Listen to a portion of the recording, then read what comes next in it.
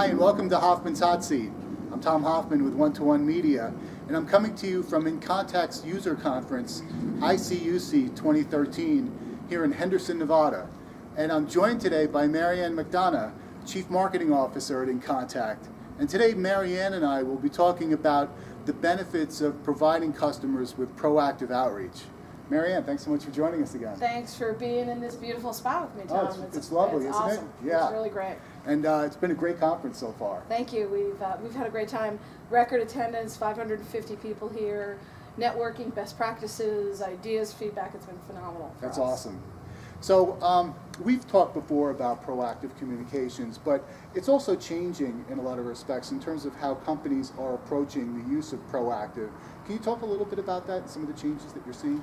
Yeah, so I think one of the big changes is just the way we talk about it, right? It used to be outbound. That was all anybody ever talked about was outbound. You had an inbound center and an outbound center, and outbound was primarily, people trying to sell you stuff, right? So even the moniker proactive communications, I think, is moving in the right direction.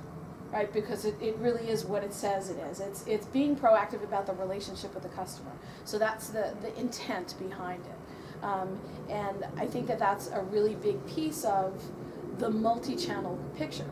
So, multi-channel isn't just about all the ways that your customer reaches you via, email, text, chat. It's about the ways that you communicate back with your customer and having a harmonious mix of those things together, and making sure that you're using all those facets in a consistent way to create a great customer experience. Sure, and knowing the types of channels that customers prefer to be notified through, whether it's chat or voice. Yeah, absolutely. I have a great story. Not a customer of ours yet, but I'm a Fidelity customer. And I just recently sort of aggregated all my accounts together under one roof, got kids in college and college money and all that. And they sent me this pretty extensive survey that enabled me to really create my own customer experience by saying, how did I want to be communicated to about what? So when do you want to hear from us proactively? And I said, okay, so, low balance alerts, anything hot going on in the market. And I had the opportunity to say, these are the things that are important to me, that I want you, Fidelity, to be proactive in outreach to me. And that, to me, is part of this whole holistic customer experience mix and the perfect way that it should work. Since you mentioned Fidelity, can you point to other customers that are using proactive in innovative ways? You're familiar with them. We have a phenomenal customer, H-E-B Pharmacies. They're down in the Southwest, really big in Texas.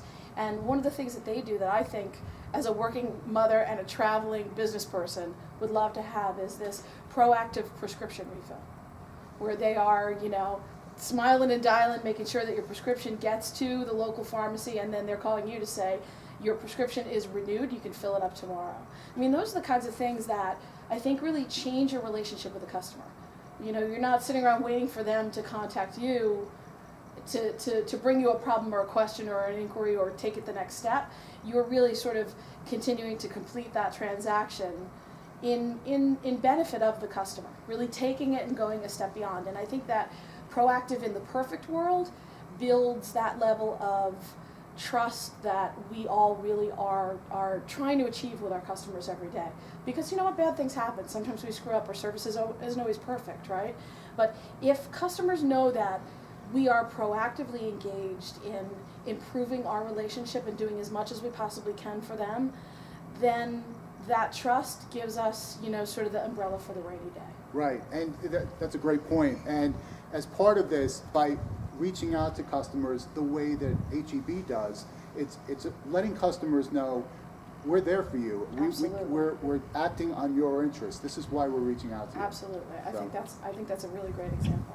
So let me ask you this: as companies think about what can we do with respect to proactive communications differently than what we do now, what are some things they should be thinking about? I mean, are there best practices or things that you should avoid when it comes to proactive? Well, we've been talking a lot to folks about sort of this customer journey mapping process, right? We just worked with you guys on a piece, and whether you take it to that extreme where you just sit around and start to really model your touch points and your channels, that the first piece is, where should we be proactive, right? And intentionally determining that based on what we know about our customers and segmentation and all the rest of that, and then what are the things that we can what are the proactive touches we can provide, and where in the life cycle does it make the most sense?